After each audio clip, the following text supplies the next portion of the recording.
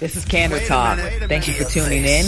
Let's get right into the show. But before we get into the show, don't forget to check out our website, sylviaexpress.com.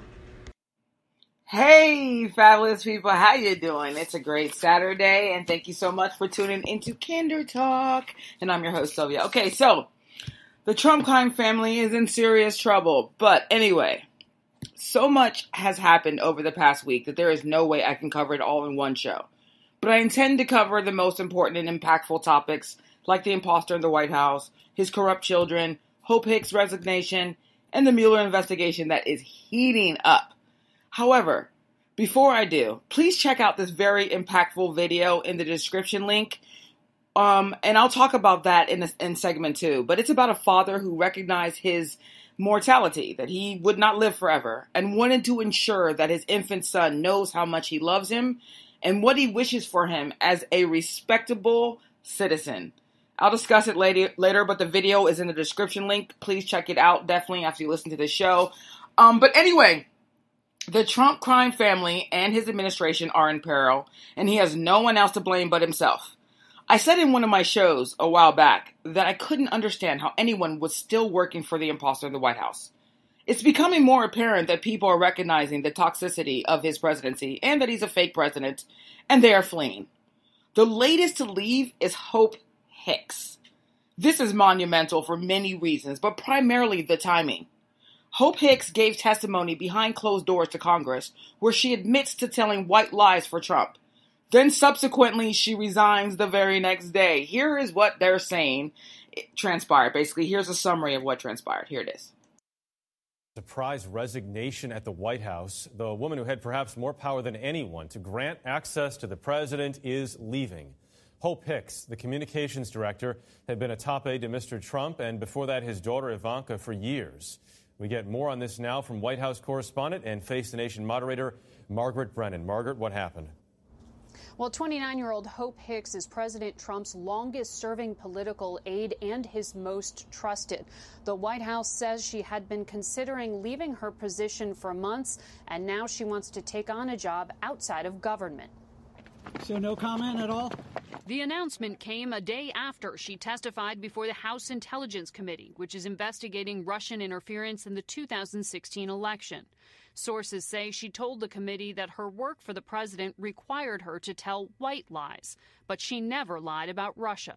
She started off with us right from day one. She has been at Mr. Trump's side for the past 3 years. Now, Hope Hicks is a tremendously talented person, but tried to stay out of the spotlight herself. This was one of the rare moments she spoke publicly. And thank you, Donald Trump! Hicks was thrust into it earlier this month when news of her relationship with Staff Secretary Rob Porter became public. Porter was forced to resign after his FBI background check revealed domestic abuse allegations by 2 ex-wives. Okay, so, as you heard there, first, this is the thing that really caught my attention, is why did she confess to telling white lies for Trump? I mean, she can't be that stupid. She has attorneys, and she's articulate enough to recognize the damage that a statement like that, would have on Trump. My theory is that she deliberately said that. She has managed to remain mostly under the radar until her abusive ex-boyfriend, or her abusive boyfriend, who knows what they are now, was exposed. She will leave with most of her reputation intact, unless the media decides to hound her forever about her time with Trump. And she wants to be perceived as honest and a victim of Trump, not an accomplice. She doesn't even know what she's going to be doing next, and she's running away that fast. And she's going to pretend like she just slipped by saying that she tells white lies, but she allegedly went out to speak with her lawyers before she admitted that she tells white lies. She knows Mueller will re-examine her after that admission. He's going to demand that she elaborate on every incident in which she lied. Also, how is it helpful to admit that the alleged president of the United States tells you to lie? Especially a man that is under investigation for conspiracy and a host of other crimes. She's trying to insulate herself from consequences by claiming that he forces her to lie. And now she may say she never lied about Russia, which also insulates her, because if she lied about Russia, she'll be in trouble with Robert Mueller. But the thing is, who did she really not lie to? She's telling the committee that she didn't lie about Russia, but the truth is she barely answered any questions the committee asked her. But the reason why she matters is because she has the power to do damage as well. Now, here is why she's important to the Russia investigation. Here's a clip. Just yesterday, Josh Raffel, the deputy communications director, announced that he planned to resign. In his book, Fire and Fury, Michael Wolff reports that Josh Raffel and Hope Hicks were working together on Air Force One with President Trump when they drafted Donald Trump Jr.'s response to the New York Times' initial reporting that he had a meeting at Trump Tower with a group of Russians. The special prosecutor has reportedly been investigating exactly how that response to the New York Times was drafted, exactly what the president's input was, exactly what Hope Hicks' input was. One problem that Hope Hicks might have with the special prosecutor involves Mark Corallo, who resigned last year as the spokesperson for the Trump legal team. The New York Times has reported Mr. Corallo is planning to tell Mr. Mueller about a previously undisclosed conference call with Mr. Trump and Hope Hicks, the White House communications director, according to three people. Mr. Corallo planned to tell investigators that Ms. Hicks said during the call that emails written by Donald Trump Jr. before the Trump Tower meeting, in which the younger Mr. Trump said he was eager to receive political dirt about Mrs. Clinton from the Russians, will never get out. That left Mr. Corallo with concerns that Ms. Hicks could be contemplating obstructing justice. Okay, that is significant, very significant information. But she's been there from the beginning. She's seen a lot. If Hope Hicks flips, Don Jr. is getting indicted. If Don Jr. gets indicted, that's game, set, match as well. Mueller can get Trump from so many angles now. And Don Jr., Fredo Jr., is in trouble. And I'll get into that in a minute. But so many people are leaving this administration and crime family. Hope Hicks was a shock, but many more are fleeing. Stephen Colbert sums it up pretty good. Here it is. This afternoon, we just found out that they're preparing to oust National Security Advisor H.R. McMaster. That's right. It's the White House closeout sale. Every staff member must go. We're crazy. And we must be. Crazy Donnies. Everything must go. Act now, and Trump will throw in a free Jeff Sessions. Once McMaster leaves, I believe the entire White House staff will consist of Trump, Jared, Ivanka, and senior policy advisor, can of Diet Coke. Okay, so I thought that was so funny. But that's actually really, this whole administration is actually pure comedy, what you're seeing. The exodus of people in this administration is absolutely preposterous. It's unparalleled. And that's the reason why people are making jokes about it. But why are people fleeing the Trump administration? It's not just because he's flippant, erratic, deranged, unbalanced, uneducated, inconsistent, maniacal, unhinged, madman. They knew that the entire time. They've known that since they've been working with him. Clearly, that couldn't be the reason. It's because of Mueller. Literally, the only person left that was a core part of his campaign, besides his daughter and son-in-law, is Dan Scavino, his social media guy. Nobody wants to work there. It's a dead end. People go there to kill their careers or get indicted. Now, Don Jr., I said before that I would get into that. He's in trouble, and here's why. In the special counsel Bob Mueller investigation involving Russian meddling. NBC News has learned that Mueller is assembling a case for criminal charges against the Russian individuals who carried out the actual hacking and leaking of the private information as part of Putin's campaign to meddle in the 2016 election and purportedly to help Trump's candidacy. That's according to multiple current and former government officials that are familiar with the matter. Does that case include any Americans? Does it include WikiLeaks? What about Putin himself? Well, U.S. intelligence says he directed these attacks. Now, whatever the specific answer is, this development does show, though, that Mueller's investigation is moving and moving rather quickly. Okay, so let me just explain something. Mueller is deliberately indicting the Russians for stealing the emails because he wants Don Jr. And Hope Hicks can give him Don Jr. because Don Jr. engaged in disseminating those stolen Hillary Clinton emails at the behest of WikiLeaks. Now, once Don Jr. is indicted, once Mueller indicts the Russians, he can indict Fredo Jr. and maybe Hope-hicks as co-conspirators.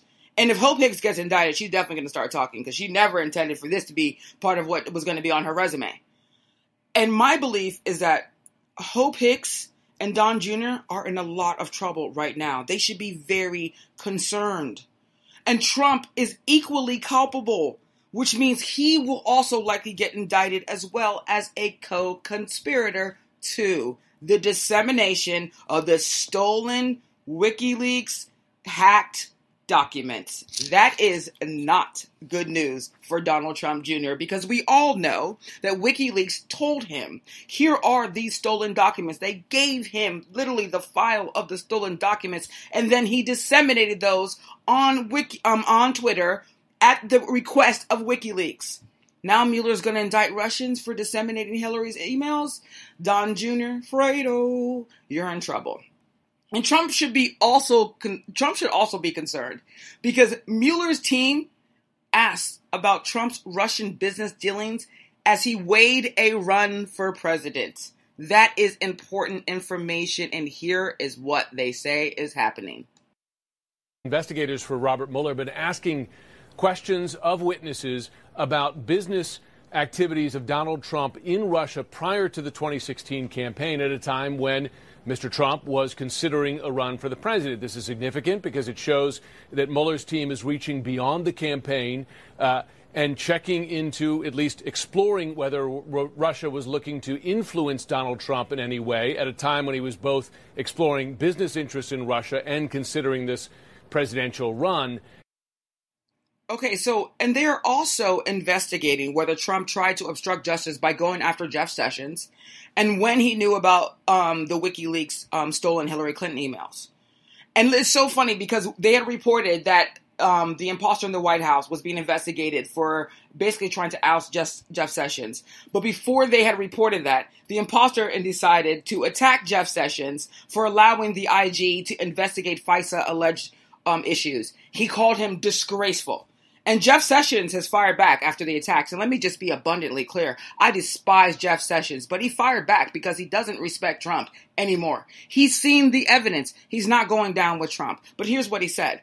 He said, as long as I am the Attorney General, I will continue to discharge my duties with integrity and honor. And this department will continue to do its work in a fair and impartial manner according to the law and Constitution. He was basically telling Trump to go kick rocks. And after that, he has a dinner with Deputy Attorney General Rosenstein and the exact IG, the Inspector General Trump had criticized. And they took a picture. People actually took a picture, and they knew that they were going to take a picture. They knew this was going to go public. They did it deliberately to anger Trump. And basically what they were sending a message to Trump, they were saying, come after one of us. We will all come after you. So I thought that was important. That all of that is actually very important. I mean, because if you see a lot of what's transpiring, I'm going to get into more of it because so much is going on. But you see what's transpiring now, even people that work for him, they don't respect him anymore. Even people that he has the power to actually fire, they no longer feel like they have to deal with his ire every single day. But there's another thing that happened that I thought was actually very interesting and people actually fell for. And I want to make sure that I am clear on what actually I think is transpiring. Now, Trump decided to announce that he was running for re-election. Let me tell you the truth. Trump is pretending like he's running in 2020, and he'll raise millions off of gullible robots. He launched this re-election campaign right after Gates' guilty plea. Why? My theory, he wants to make his completely unhinged sycophants believe he's not fazed by the indictments, and to prove it, he's going to run again in 2020. Obviously, a guilty president facing criminal indictments wouldn't be running for re-election, but an innocent president would.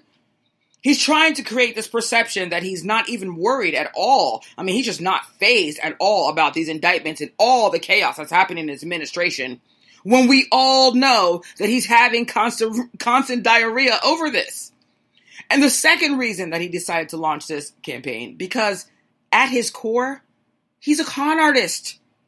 He's going to raise millions of dollars off of people and never account for it. People will give because they believe he's innocent, and even if he's guilty, they don't care. He only needs a few million people to donate $100 in each, And he's made hundreds of millions at that point, if they do it. He has enough suckers to accomplish that. But the truth is, he's not a contender for 2020. As I've said, he will be impeached, or he'll resign, or they'll invoke the 25th Amendment. And honestly, he's not even considering running right now. The only way he runs is if he's still going through an impeachment trial, waiting to determine whether or not he'll be removed. Because then he'll try to create this appearance of innocence by running for re-election. Like, I'm going to be exonerated, and try to keep this base around him, maybe to put pressure on the people that are going to be deciding whether or not he should be impeached. Who knows? But the truth is, he's not considering running right now. But he's narcissistic to stay in a race if he is under impeachment. But the truth is, this alleged campaign, don't be fooled by it. It's a sham. Okay. And then there's Jared. Jared. Damn. Jared Kushner's life is a mess. He's been humiliated and ostracized. But he has legal woes as well. However, it all started with John Kelly deliberately humiliating Kushner by downgrading his security clearance to the same level as some of the White House staff. The White House help. Oh my God. But anyway, I'm going to play this clip. It'll explain it. Huge news. This afternoon, first son-in-law Jared Kushner was denied his security clearance and has lost access to top secret intelligence. But what's wrong with you people? How will he fix the Middle East now? He was so close to starting. The way the media is dumping on senior White House son-in-law and haunted Ken doll Jared Kushner. On Tuesday, we found out that Kushner's security clearance has been downgraded, and today we found out Kushner's security clearance is now lower than the White House chief calligrapher. Okay, so the chief calligrapher has a higher security clearance than the President of the United States' son-in-law. Let that sink in. And listen, let me be clear. Please don't pat John Kelly on the back for this. He's just saving his own ass. Look, indictments make people reconsider their priorities, okay? They will scare anybody.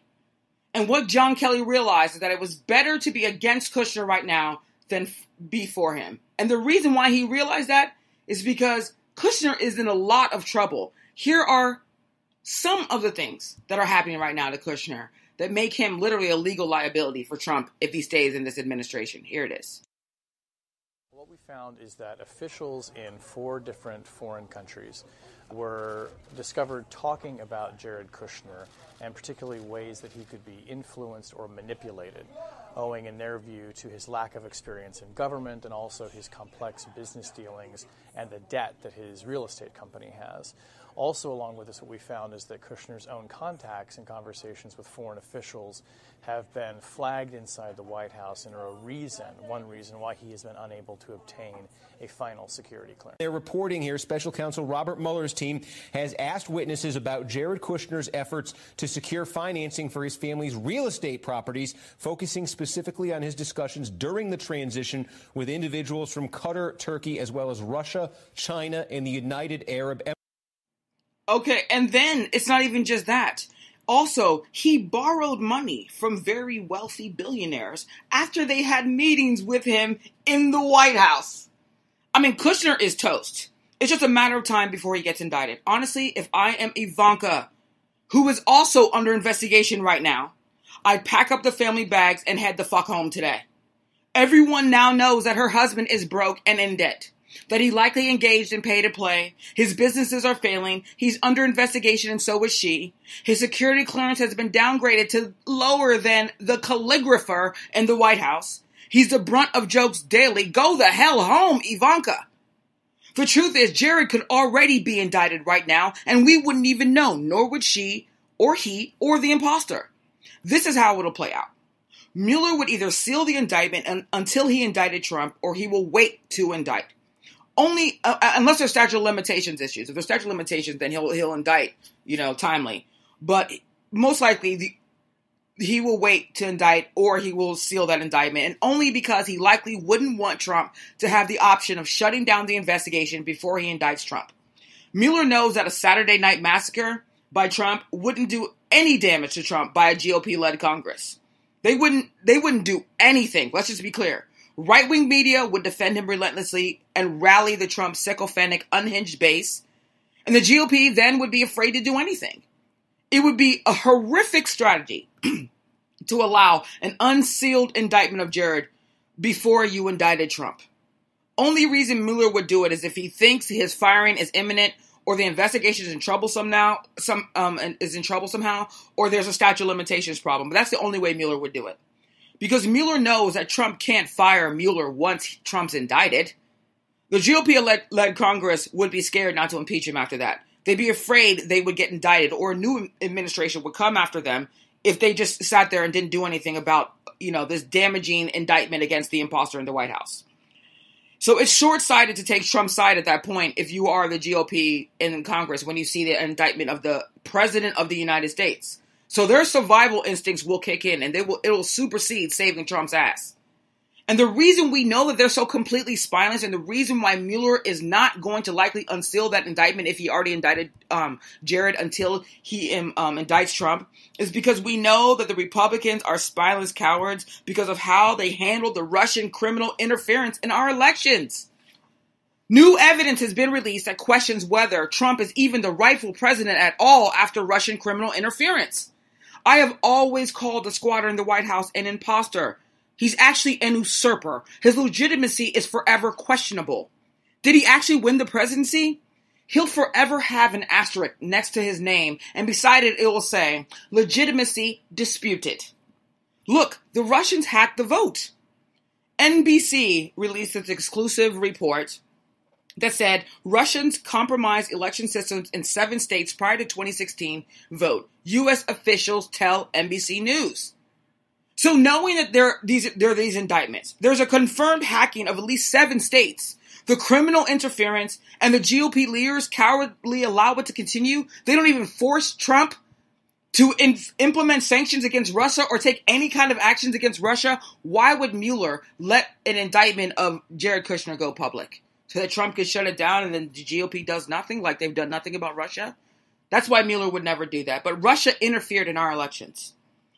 And the thing is, all these things that are transpiring, and I'm telling you, there's so many more things that I could just legitimately could not cover them all. There are too many scandals, way too many scandals. I just couldn't cover them all. But with all these things that are going on, even Fox News is saying that the imposter in the White House should be worried. Here's the clip.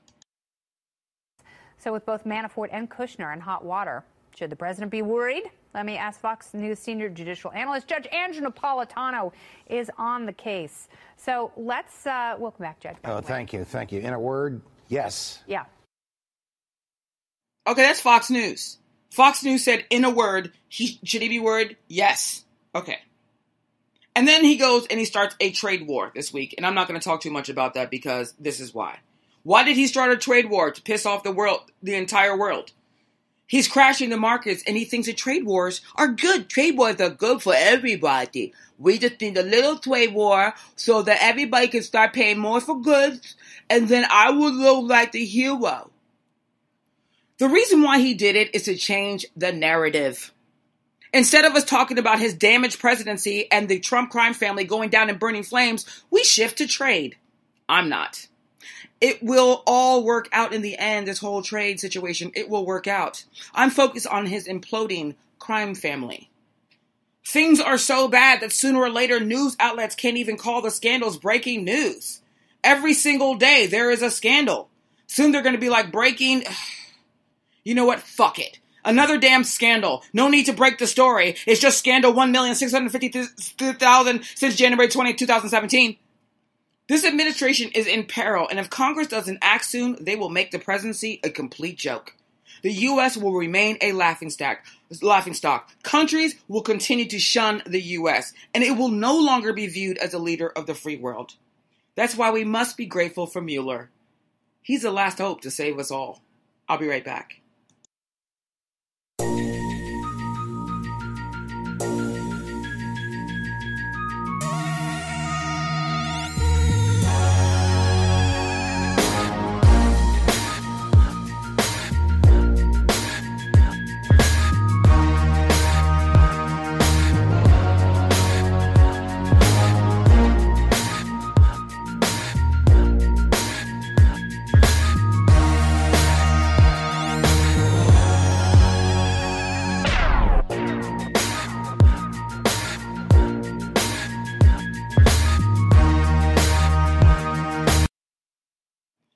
so look, Trump had meetings with congressional leaders about gun control, trying to pretend as though he was actually interested in really doing real things. But he said something that was actually pretty interesting. So I'm going to play the clip. Here it is. I'm a fan of the NRA. I mean, there's no bigger fan. I'm a big fan of the NRA. They want to do right. These are great people. These are great patriots. They love our country. But that doesn't mean we have to agree on everything. It doesn't make sense that I have to wait till I'm 21 to get a handgun, but I can get this weapon at 18. I don't know. So I was just curious as to what you did in your bill. You don't address it? We didn't address it, Mr. President. Look, I think you know why? Because you're afraid of the NRA, right? No, an issue back there. Okay, so he calls out the congressional Republicans for being afraid of the NRA, excuse me. And Trump calling out the NRA is indicative of Trump as a person. He took $30 million plus from the NRA and then abandoned them under pressure. Well, even though he's kind of backtracking now. Well, I'm very glad that he's calling them out. Let's be frank here. He's the most disloyal person alive. He has zero convictions. He will callously disown someone or something when it suits him. The truth is, he saw that these courageous kids were more of a force to be reckoned with than the NRA. The very corrupt NRA, shall I say. He hedged his bets with the kids and decided that it was a smart political move. And then he angered his base. Oh my gosh, you have to check out SylviaExpress.com. SylviaExpress.com. The link will also be in the description box on Monday. I have a host of tweets from his very angry base. They're very angry with him, which has made him now continue to backtrack because his base is very angry with him. But nevertheless, I refuse to give him credit for what kids have accomplished. These Parkland kids have changed the conversation, and now we will never go back. The NRA is damaged goods. Walmart, Kroger, Dick's, they won't sell guns to anyone under 21 now. Companies like Hertz, Delta, United, Chubb's Insurance, and many more have fled the NRA. Therefore, I'm not mesmerized by the Trump antics here. He's capitalizing on a wave, but forgot that he took $30 million plus, and some of the worst and biggest mass shootings in U.S. history have happened on his watch, and he was completely silent. Literally, completely silent. I'll commend the words he said because we all know that they're afraid of the NRA, the Republican Congress, and some of the Democrats are just cowards. They're afraid of the NRA. But it definitely sucks if you're one of them to hear that the biggest benefactor of the NRA dollars is calling you out for being afraid. However, multiple times before, he never said one word after all these tragedies. He was equally afraid until the political landscape shifted. He's not heroic. He's an opportunist. These kids, they are heroic. They are loyal to their beliefs. They have convictions. They are fighting and they are winning. And we might just get gun control. And even if we don't get it from Congress, we're getting it from corporations who are now saying, we'll institute our own gun control. We'll bypass Congress and we'll do it on our own. So the thing is, I'm going to commend these kids. I'm not going to commend Trump. And I'm going to give them the last word on this topic. Here it is. With the march, we want Americans to stop being afraid of demanding our politicians to take action. They work for us. We don't work for them. Amen. You work for us. Just remember that. And I said at the very beginning of this show that I was going to talk about something else that I thought was important. The link is in the description box. Like I said, I'm putting the link in a description to a video about a father after seeing the movie Black Panthers. He realized that he needed to make sure that he told his infant son about life and life lessons just in case he died. So he wrote a song for him. Please check it out. I absolutely love it. And this show is going to go over a little bit, over 30 minutes. Please bear with me. I absolutely love it, and I want you to check it out. I think it's imperative that we all remember that we aren't immortal. The only thing in life that is guaranteed is death. Make sure your kids know how much you love them and make sure they see it all the time. God forbid anything should happen to you and you have a young child that may forget you. You should make sure they always know that you love them and what you want for their life. So check out the video. It's in the description box. There's a link in there. You've got to check it out. And I'll be right back.